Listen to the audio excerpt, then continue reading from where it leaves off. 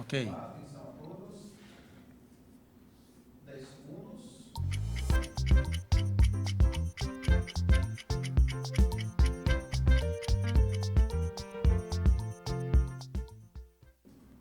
A vida é uma peça de teatro que não permite ensaios. Por isso, cante, ria, dance, chore e vive intensamente cada momento da sua vida, antes que a cortina se feche e a peça termine sem aplausos. Charles Chaplin. A TV Dedê, a TV da casa de Vovó Dedé, apresenta Zé Soares, 11 e um tiquinho de nada. Um programa que conta histórias de vida com humor, poesia e descontração. Hoje nós estamos recebendo Edgar Quintanilha, ator, escritor, comediante stand-up e professor de arte. Seja bem-vindo, Quintanilha. Muito obrigado, Zé Soares, muito obrigado. Quem é Quintanilha na fila do pão? Depende para quem você vai perguntar, né?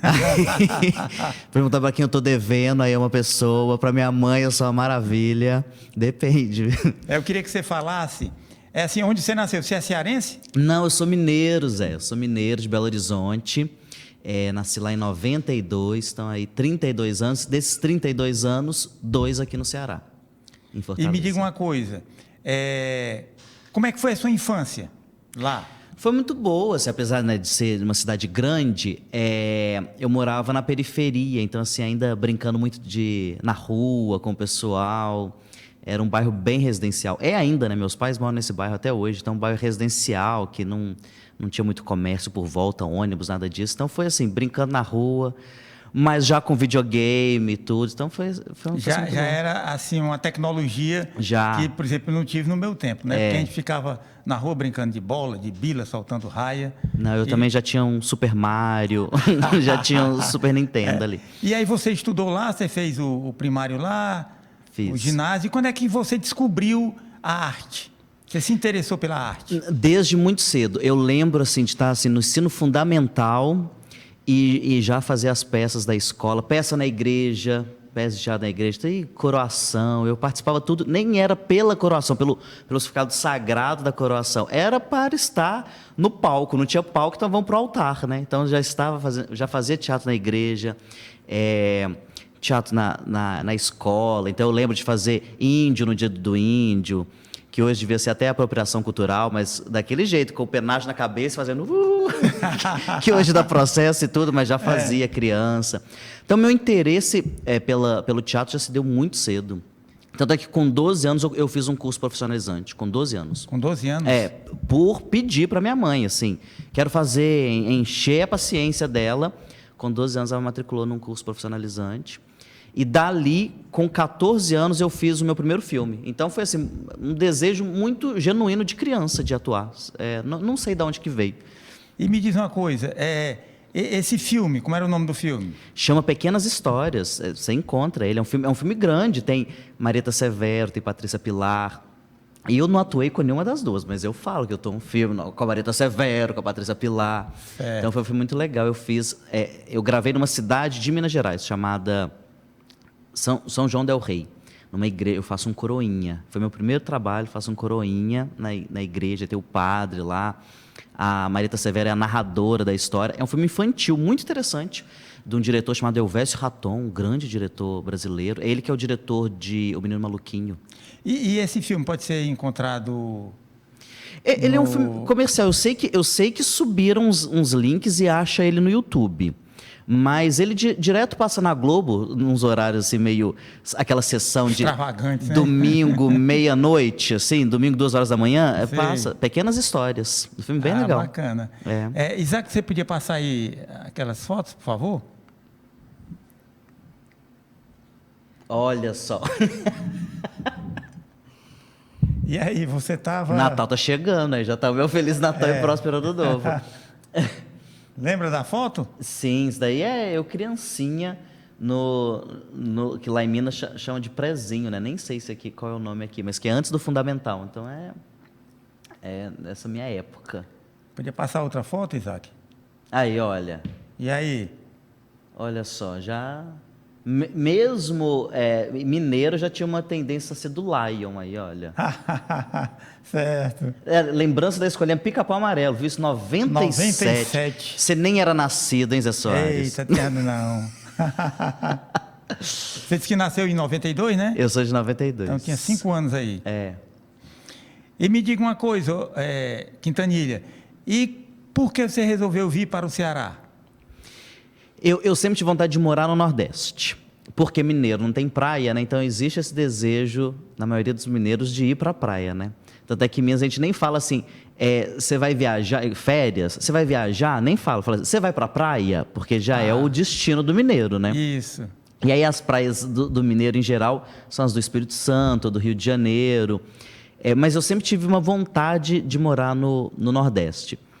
E aí, quando eu finalizei a minha graduação, eu procurei iniciar um mestrado. E apliquei para faculdades, também do Rio de Janeiro, de São Paulo, mas para a faculdade aqui do Ceará. E fui aprovado. Então, o mestrado foi a desculpa para eu vir morar no Ceará. E você está fazendo mestrado em? Em arte. Mestrado em artes. Lá no IFCE. Entendi. No Instituto Federal do Ceará. E essa parte de humorista, quando é que despertou isso em você? Olha, Zé, eu comecei muito cedo no teatro. Então, assim, com 12 anos eu já fazia um curso profissionalizante.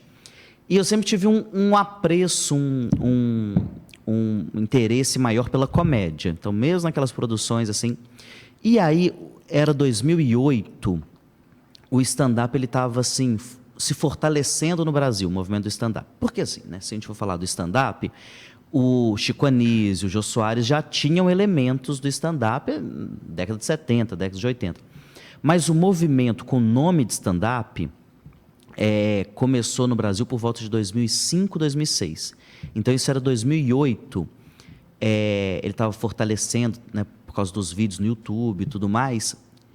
E um cara, comediante, propôs uma oficina de stand-up, porque em Minas Gerais não tinha nenhum grupo representando o movimento. Ele propôs uma oficina. Como eu fazia teatro, eu soube dessa oficina, me inscrevi, e a partir dessa oficina é que surgiu o primeiro grupo de Minas Gerais de stand-up, que foi o Queijo, Comédia e Cachaça, que eu sou um dos integrantes. Então foi por causa disso que eu caí com 16 anos na comédia. Então você foi um dos precursores do stand-up em Minas Gerais? Sim, eu sou um dos integrantes fundadores do primeiro grupo de Minas Gerais de stand-up. E aqui no Ceará tem tudo a ver com o humor, né? Tudo a ver. Então, assim, quando eu me mudei para cá, eu já tinha, assim, né, nas minhas lembranças e tudo mais, já assisti Adamastor Pitaco, Rocicléia, porque chegava na televisão, né? A Carla Karenina, que é a Meirinha, né? Pois é. Que foi da Escolinha do Professor Raimundo. Inclusive, nós entrevistamos aqui a Meirinha. Que legal, que legal. Oi. Não conheço ela pessoalmente ainda. Então, esses comediantes, né, o Paulo Diógenes, eu já ouvia falar deles, mesmo morando lá em Minas Gerais, já ouvia falar deles. Então, quando vê essa possibilidade de vir para Fortaleza, aí muito melhor, porque aqui é a cidade do humor, né? Aqui é um celeiro de humoristas, né? A começar pelo genial Chico Anísio, né?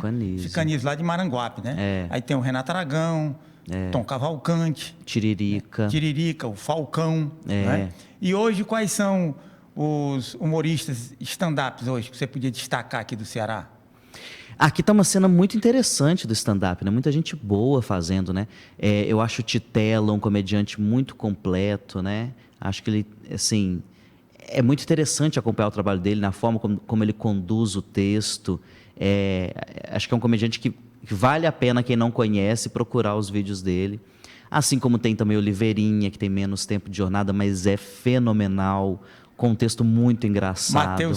Matheus Cidrão, muito bom, que sabe apresentar humor na internet de maneira muito forte, com textos muito interessantes, através da lógica única dele de chegar no texto. Então, muita gente boa fazendo aqui, né? E me diga uma coisa, é uma curiosidade até minha, qual é a diferença entre o humorista e o comediante?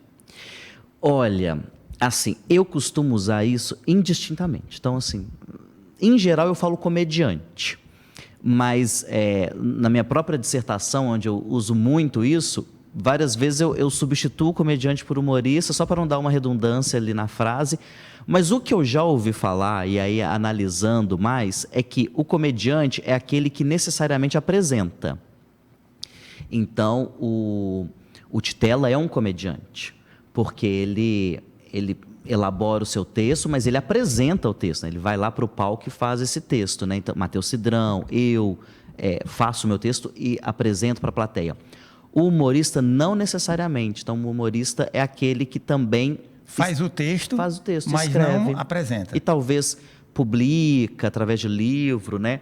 O Fernando Veríssimo, né, é um grande humorista brasileiro, né? Então, com livros geniais, textos geniais, que ele não apresenta aquilo no palco, né? Então, bem, essa é uma das definições que eu já encontrei. Das vertentes, mas né? eu ouço, podem me chamar de humorista, podem me chamar de comediante, que eu vou olhar do mesmo jeito. E o que é que você acha do politicamente correto? Qual é a tua opinião sobre isso? Olha, Zé, primeiro, eu acho que é importante se olhar para as coisas com um olhar de cuidado, um olhar de respeito. Então, que não é um movimento da comédia, né? O politicamente correto é um movimento para além da comédia, né? Isso. Então, acho que tem muita lógica. Por exemplo, se palavras carregam um teor forte, envelhecido, vale a pena substituir por um eufemismo, né? Preconceituoso, um teor né? preconceituoso. Então, por exemplo, palavras como hospício, asilo, faz parte do politicamente correto substituir por outras palavras que não carregam essa dureza que elas adquiriram, né?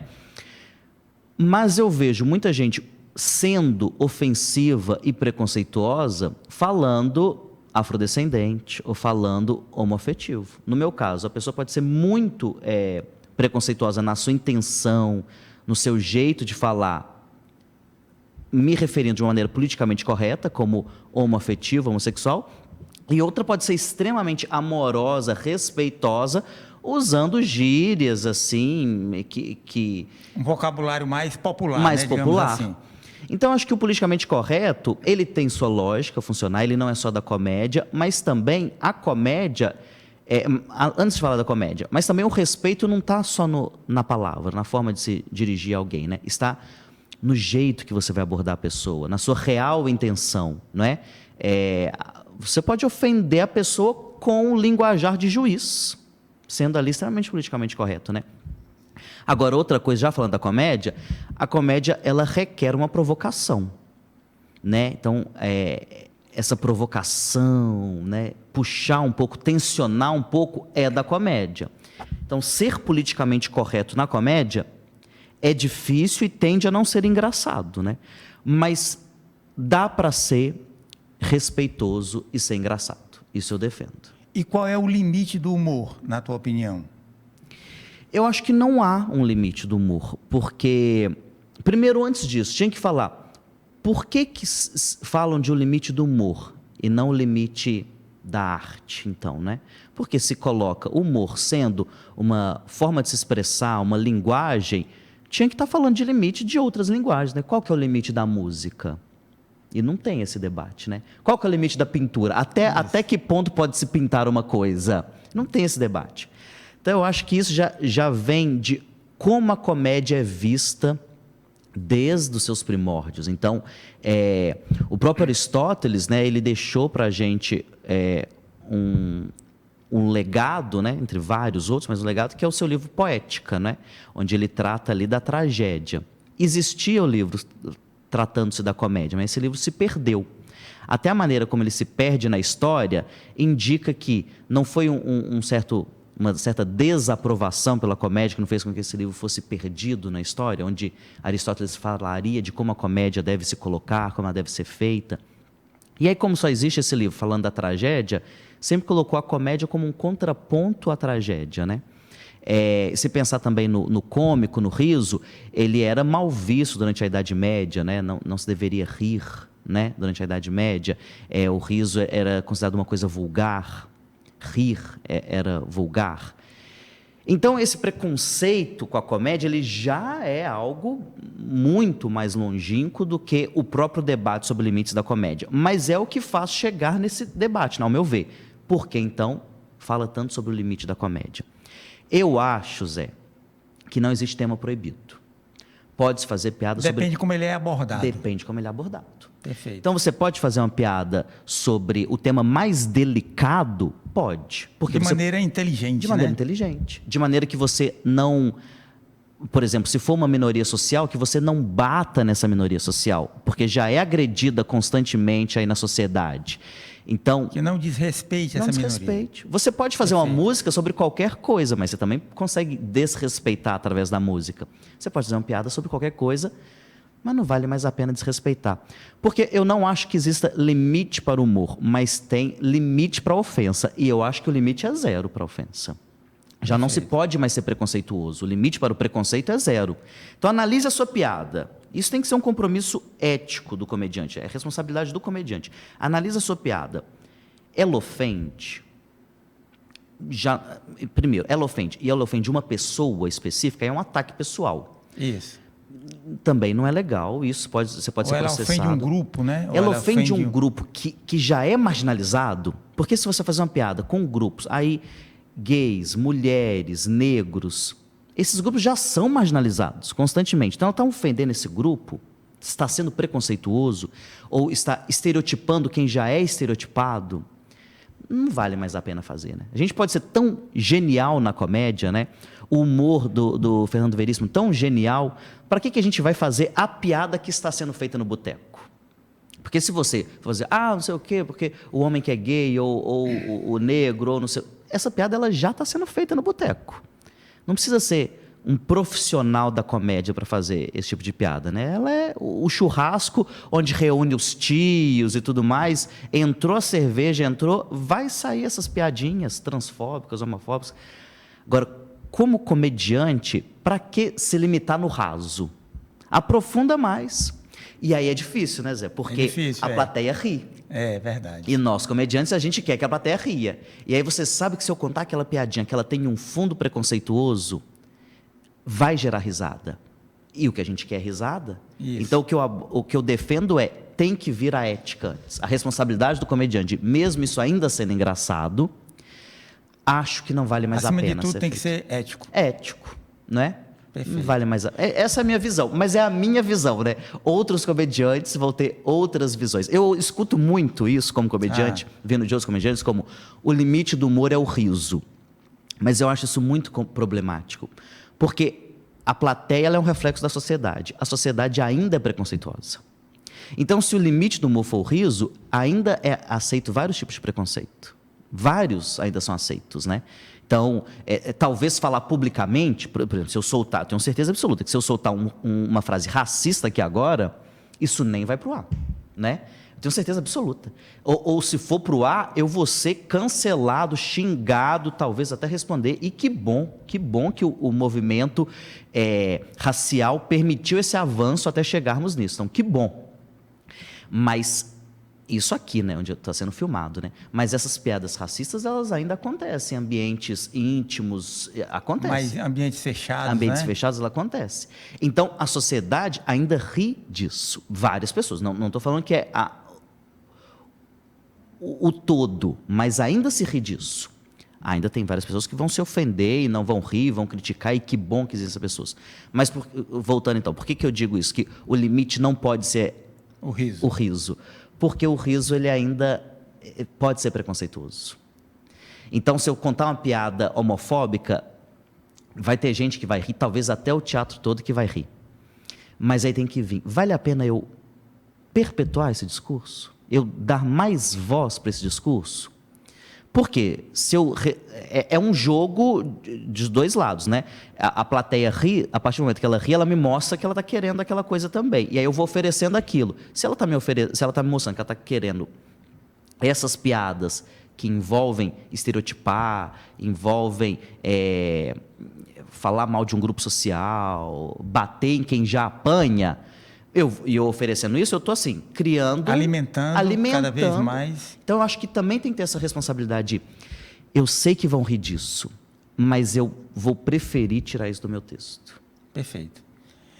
Não existe um consenso entre os pesquisadores e historiadores que o humor nasceu... mas muitos acreditam que o humor nasceu na Idade Média, lá com os bobos da corte.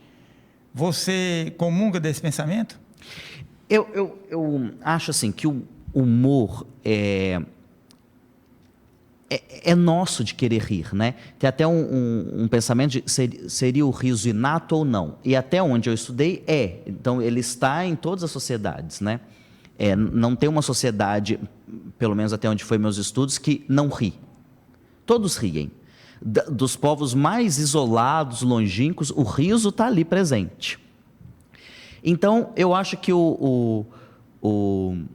surge nas cortes, com a figura do bobo da corte, com a figura do bufão, a comédia do bobo da corte, a comédia do bufão, que reverbera e vai se transformando até chegar nos comediantes hoje.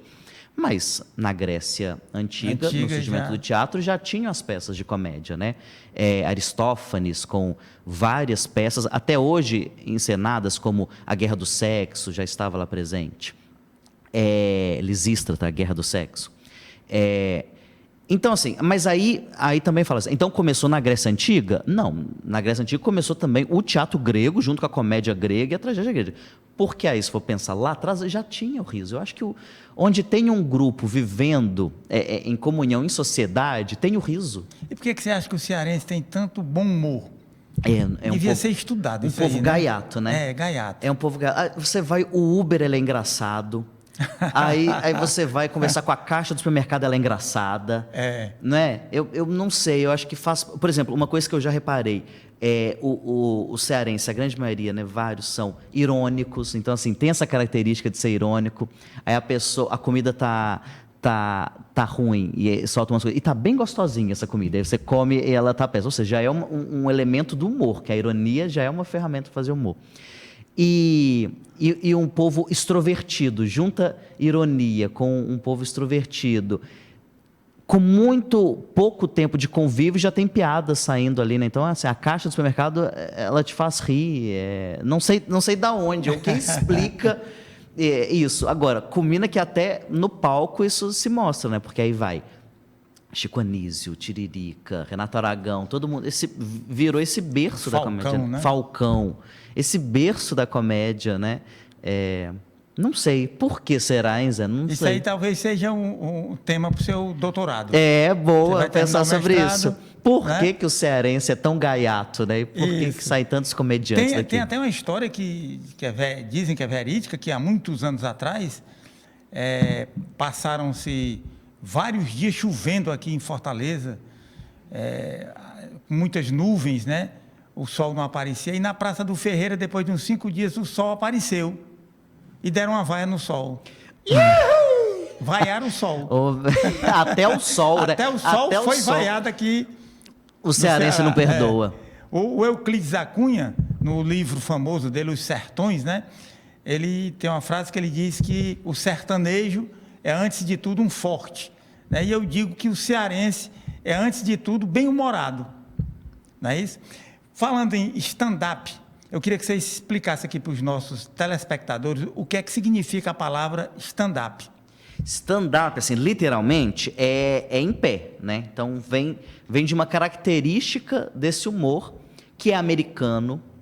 Acho que é importante a gente falar do fato dele ser americano, porque isso mostra muito sobre como ele se desenvolve também. Então, é um humor que surgiu ali por volta de 1990, assim, nos Estados Unidos, entre um show e outro. Então, assim, a figura do mestre de cerimônia que fez que se desenvolvesse o stand-up.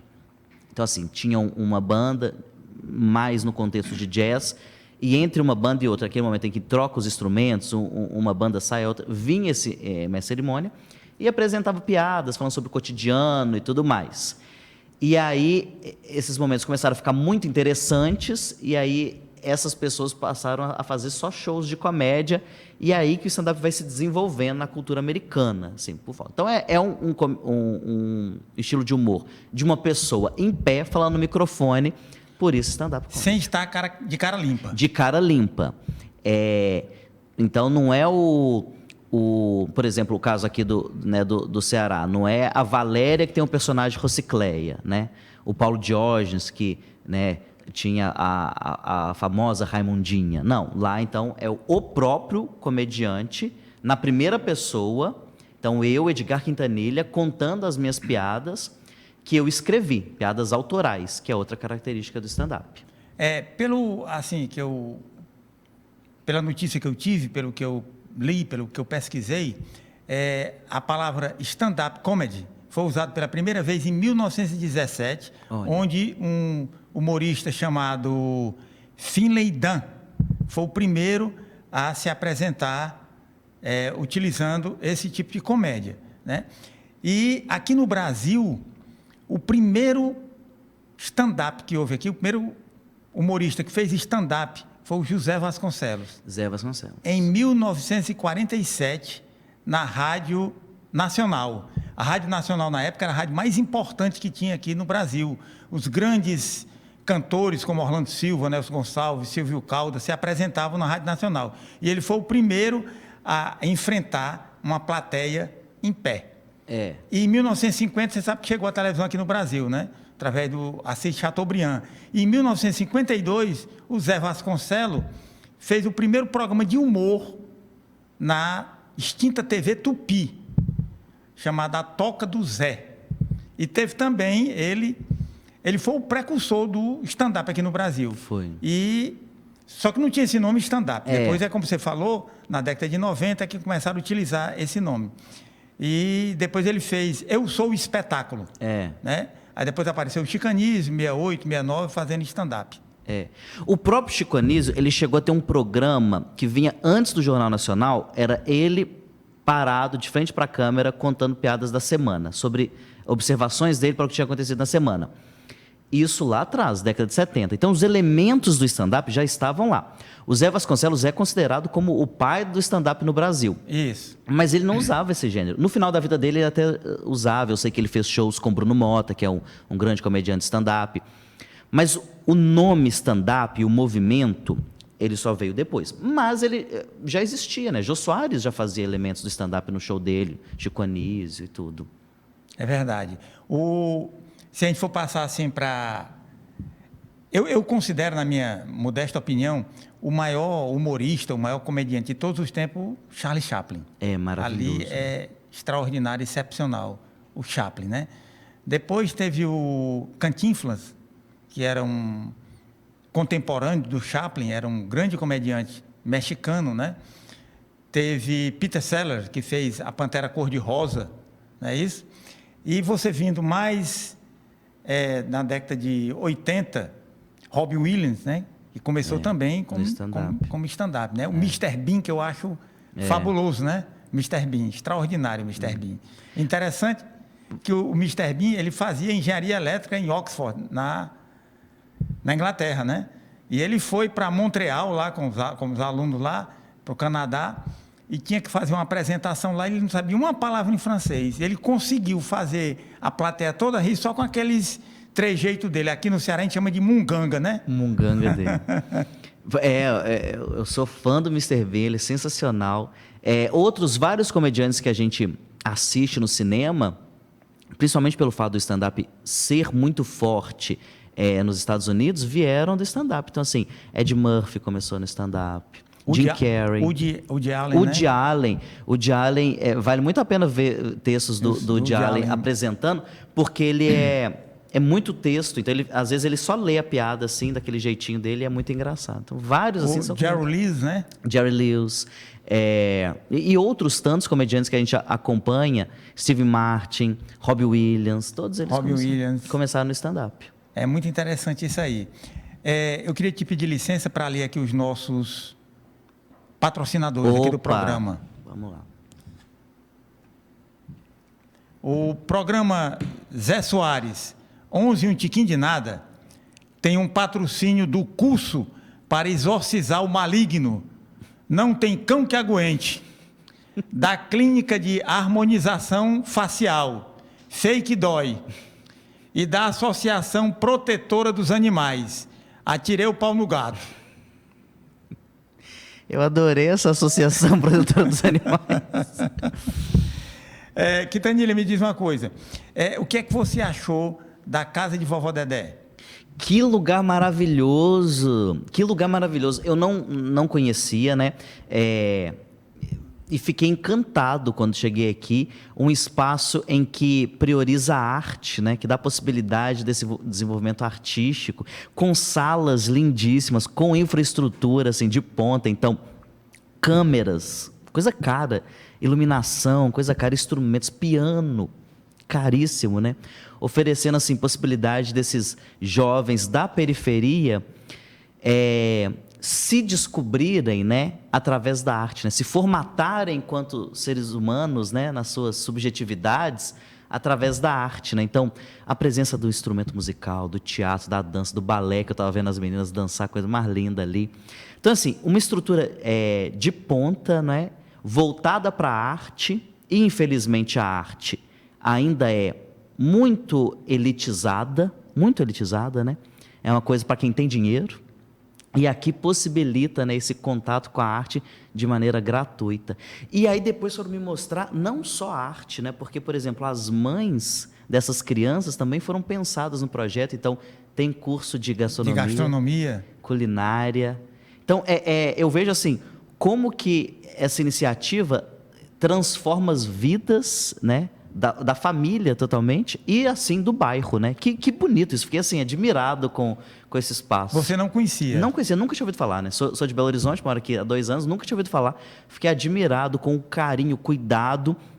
E fora isso, né, que é grandioso em termos de infraestrutura, bem feito, né? É coisa boa, né? Não é coisinha mais ou menos, é coisa boa. Um auditório maravilhoso. Maravilhoso, com instrumentos musicais bons, iluminação boa. Além de tudo isso, uma equipe técnica, né, boa, formada, gabaritada, né, com mestrado, tudo mais, possibilitando esses jovens se descobrirem, experienciarem a arte, não é? Viverem a arte. E para que serve a arte, né? Nada melhor do que para você descobrir mais uma maneira de você se expressar nesse mundo, né? Se identificar nesse mundo, né? Tem até uma frase da Denise Fraga que eu acho muito interessante, né? Quando perguntar para ela, e para que serve a arte? Ela, no mínimo, para sofrer mais bonito. Então, assim, muito bacana isso aí. No mínimo, para sofrer mais bonito. Então, assim, como a arte faz você se descobrir, se expande enquanto ser humano, né, indivíduo. E aqui possibilitando isso nas idades mais tenra a idade, o indivíduo tendo possibilidade, né, de viver junto com a arte, né? Quintanilha, e quais são os seus planos para o futuro? O que você pretende fazer depois que você terminar esse mestrado? Você pretende fazer um doutorado? O que é que você pretende? Eu pretendo várias coisas, mas também tô assim, deixando o mundo me levar. Então, igual o Zeca Pagodinho, deixa a vida me levar. Mas, por exemplo, quero muito continuar os estudos, né? Então, o processo de escrever uma dissertação de mestrado é muito interessante. Pesquisar, né, a comédia sobre esses temas, né? Minha pesquisa sobre o limite do humor e a responsabilidade do comediante me dá vontade de pesquisar mais e fazer um doutorado. Então, tenho essa vontade. Aliado a isso, continuar investindo e fazendo shows, né? Que esse bichinho que pica a gente e dá vontade de ir para o palco, não morre jamais, né? Então, isso. Continuar fazendo shows, apresentando, criar textos, então, continuar com isso, com essa vida nos palcos. Eu queria que você falasse dos roteiros, que você também é roteirista, né? Também e você sou pode roteirista. fazer as duas coisas simultaneamente, né? Fazer o seu mestrado, doutorado e trabalhar com humor. É isso. Então, já é uma característica minha, assim, né, uma coisa que eu já faço há muito tempo, que é roteirizar, né?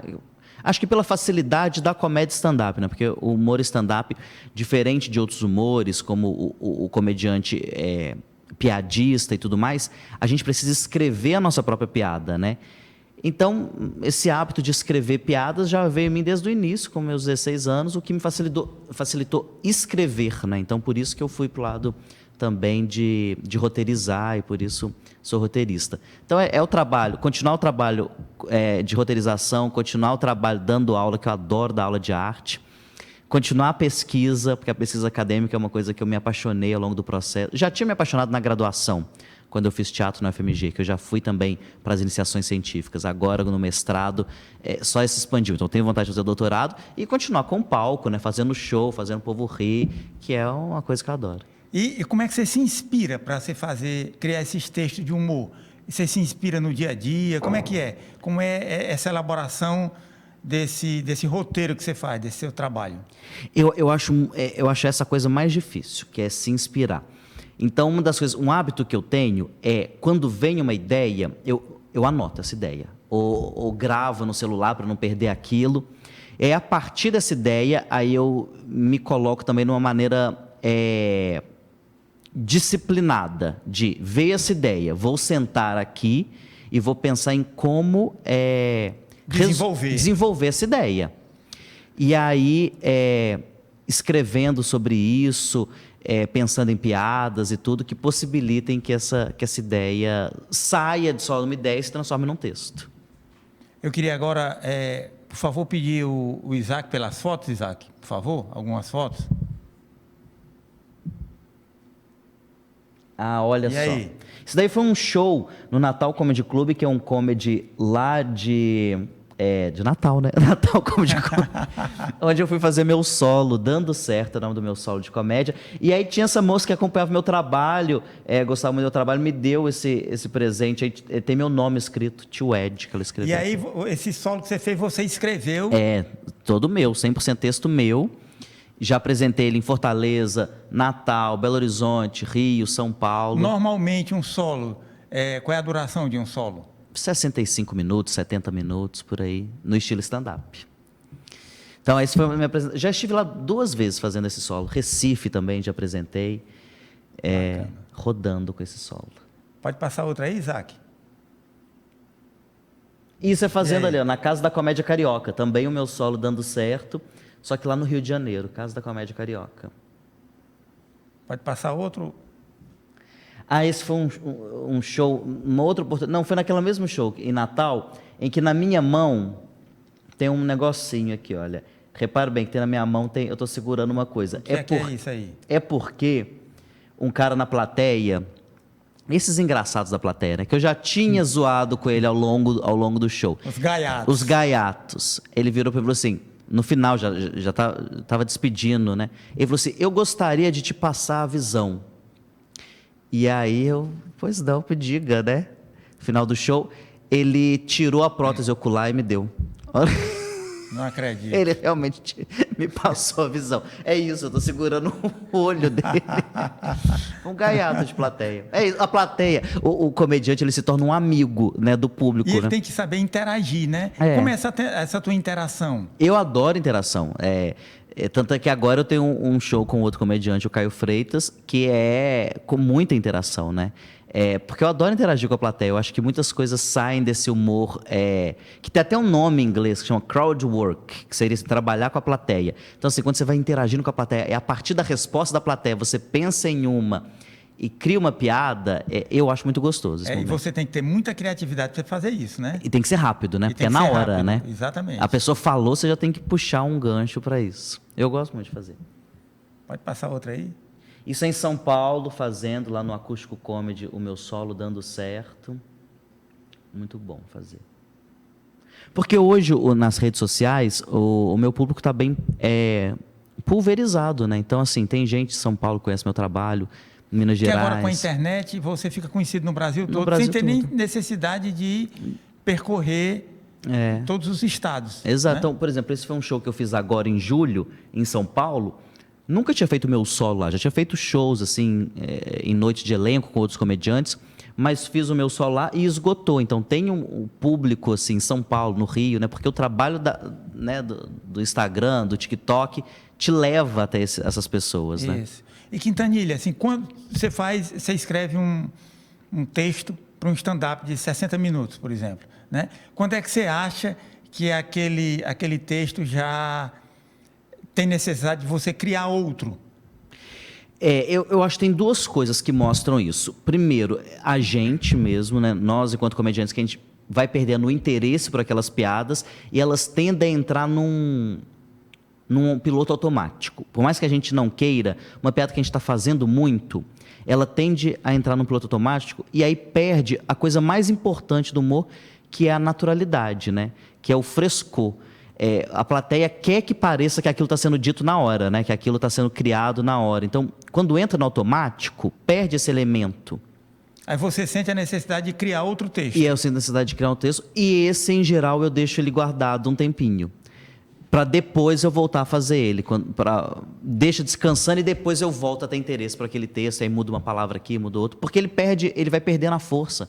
Um texto que você fazia era muito engraçado, ele vai deixando de ser engraçado. Eu acho que essa é a hora de parar um pouquinho e escrever. E quando você falou que tem assim, uma ideia, que você para escrever aquela ideia, para depois, em um momento oportuno, sentar e desenvolver, pode ocorrer no Uber, você andando na rua, essa ideia vem... É o tempo todo.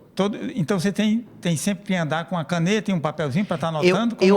Agora é sério, porque eu sou do tempo do papel e da caneta. E olha, entregando a idade, Zé Soares. Eu tenho um celular agora, olha, de última geração. De última geração, está aqui. Isso daí é um mármore, você tacar na cabeça de alguém, quebra, você quebra a cabeça da pessoa. Eu tenho, o que eu achei mais fácil para mim por causa da tecnologia, eu tenho um grupo, eu e eu mesmo, no WhatsApp, que aí eu mando para mim um áudio, que aí pensei numa piada, na fila do banco, pensei numa piada, ou eu digito e fica lá arquivado, ou então eu mando um áudio para mim e depois eu sento para elaborar essa... Manda um áudio para ti mesmo, né? E aí? Isso é um comedy club de Belo Horizonte, na cidade que eu moro, que é o Copo Sujo Comedy Club. Porque o copo sujo em BH é uma expressão para quando o bar é bem ruim mesmo. Sabe como é que é? Copo sujo. Copo sujo. Sabe aquele bar que você fala, aquele bar ali é ruim. Lá em Minas Gerais a gente chama esses lugares de copo sujo. Certo. E aí eles desenvolveram o Copo Sujo Comedy Club, que é um comedy muito gostosinho, e aí é fazendo o meu solo lá, dando certo. Copo sujo. Isso é uma peça de teatro que eu faço, que é uma peça que ela é o produto artístico da minha graduação. A graduação de teatro na FMG, quando você vai fazer a sua monografia, seu TCC, além do artigo, você tem que apresentar um produto. E aí eu escrevi uma peça junto com um dramaturgo muito legal de Belo Horizonte, chamado Arthur Aroque, onde a gente conta a história do sexo, desde a pré-história até os dias atuais, como o sexo foi visto, aceito, proibido, né? Então a gente passa pela pré-história, a gente fala como sexo e sexualidade era abordado na Grécia Antiga, depois a gente pula para Roma, depois a gente vai para a modernidade, então, Roma, depois Idade Média. Esse é o personagem que representa a Idade Média. Então esse é o momento em que eu faço um jogo, eu atuando comigo mesmo, com esse fantoche, fazendo um inquisitor, e essa pessoa seria um plebeu ali. Mas você que escreveu isso aí? Eu e Arthur Aroque, escrevendo esse texto. Tem que fazer uma pesquisa bastante minuciosa, né, sobre isso. Foi muito baseado nos estudos da Regina Navarro Lins, que é uma grande, né, sexóloga brasileira. Então ela tem um trabalho muito interessante e tem um livro, inclusive, chamado O Livro do Amor, que foi de onde a gente tirou a base histórica. Então, tudo que é de história, que a pessoa vai assistir essa peça, é verdade. Então, isso aconteceu. Era proibido, era permitido? Era. A gente passa, então, Idade Média, depois Idade Moderna, até que a gente chega nos dias atuais e tudo mais. E na parte dos países como o Egito, o Irã, vocês escreveram alguma coisa? Cabe agora a 2, né? A 2, né? A peça 2. Entendi. Esse é o final da peça. São 6 personagens, mas a gente não fala sobre Egito e Irã, não, que é muito interessante, né? Pensar em sexo e sexualidade, né? Mas não, a gente passa muito mais na história ocidental, só a história ocidental. Você falou que são 6 personagens? 6 personagens. Mas esses personagens, você mesmo faz os personagens? Só eu no palco, então é um monólogo de comédia, eu faço esses 6 personagens, que vão se desdobrando. Mas como é que você muda de figurino. De figurino? O cenário tem essa tela branca que a gente está vendo, tem projeções. Então, entre uma cena e outra, tem projeções ali, também muda a cor, muda o que está sendo projetado. E eu troco de figurino entre um personagem e outro. Coisa assim, de 30 segundos para mudar de figurino. Interessante que eu assisti há muitos anos atrás, em São Paulo, uma peça com o Nanini e o Neila Torraca. Sim, deve ter sido Irma Vap. Irma Vap. Você assistiu? Eu não assisti com eles, porque agora tem uma versão com o Luiz Miranda e o Matheus Solano. Eu assisti aqui em Fortaleza, no Cine São Luís. Tem essa característica, né? Deles mudarem... Trocas de roupa muito rápidas, né? E o que é que você achou dessa peça? Eu adorei, né? Eu vi essa nova versão com o Matheus Solano e o Luiz Miranda. É divertidíssimo, é É engraçadíssimo. parecido mais ou menos com o que você fez aí? Só que lá é os dois, né? Um com o outro fazendo vários personagens. Mas é isso, sou só eu no palco fazendo vários personagens. Você fez curso de teatro, né? Assim, eu sou formado em teatro, bacharelado e licenciatura pela Federal de Minas Gerais. E é muito importante esses cursos para o stand-up. Eu acho, para mim, me fortalece enquanto artista. Mas se você for hoje observar o movimento do stand-up, você vai ver que tem dentista, tem engenheiro, o Falcão, que não é do stand-up, se eu não me engano, ele é arquiteto. É arquiteto, exatamente. Então, assim... Professor aposentado, tem todo jeito, Tem né? todo jeito, né? Eu escolhi por essa linha do teatro e tudo mais, mas tem gente... Uma coisa mais formal, né? Mas tem gente que você vai ver a profissão da pessoa. Policial, tem policial fazendo. Então tem todas as profissões. É interessante isso aí, né? E aí... Olha eu sendo bonito. Bicho lindo. Bicho lindo. Isso é a peça. Isso é quando a gente está falando da Grécia. Esse já é outro Não, personagem. é aquela mesma peça. É outro personagem. Outro personagem que você... Falando da Grécia Antiga. E isso é declamando um texto, uma poesia grega de muito antes de Cristo, papo assim de 2000 anos antes de Cristo, que já é cheia de bobeirinhas ali no meio. Então essa peça ela se chama Sexo, a Ideia Fixa da Humanidade. É uma peça que a maioria das pessoas quando saem dessa peça saem assim, agradecendo pelo conteúdo informativo que tiveram, né? Porque a base histórica, ela é toda correta, baseada muito nos estudos da Regina Navarro Lins.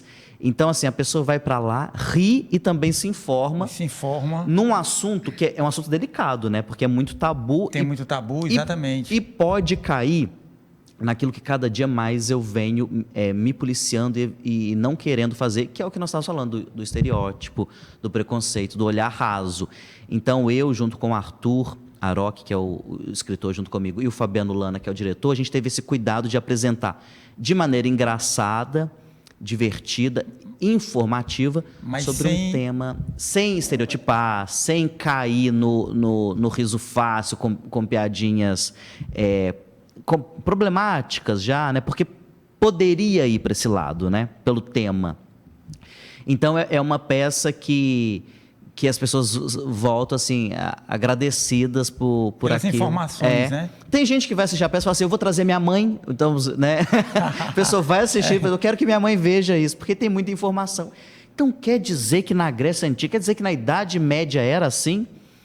Quando a pessoa achar assim que o mundo está acabando, já acabou tem tempo. Né?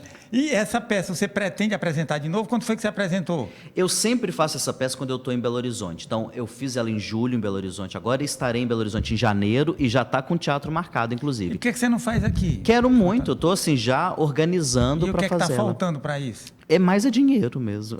Só isso? Só isso, bobeira. Só dinheiro. Né? Edgar, infelizmente o nosso tempo está acabando. Né? E eu gostaria de te agradecer aqui pela tua presença aqui. Esse bate-papo foi muito bacana. Eu gostei muito de conversar contigo e fica aí as últimas palavras para você, para a gente encerrar aqui o nosso programa. Muito obrigado, Zé. Eu que adorei esse papo, viu? Um prazer. Obrigado pelo convite, por essa tarde tão gostosa, batendo papo sobre comédia e tudo mais. Então, adorei conhecer a casa de Vovó Dedé. É um lugar lindo, maravilhoso. Que bom, então, que você me convidou, que eu pude conhecer esse espaço, que eu acho que vale a pena o cearense, o fortalezense conhecer esse espaço. E é isso, adorei. Muito obrigado. Mais uma pessoa para divulgar. Com certeza. A casa de Vovó Dedé. Com certeza. Já quero ser mais um replicador para mostrar que tem esse espaço tão importante aqui no Ceará. Muito obrigado. Eu queria agradecer nossos telespectadores e dizer que na próxima semana nós estaremos aqui com mais uma entrevista. Muito obrigado.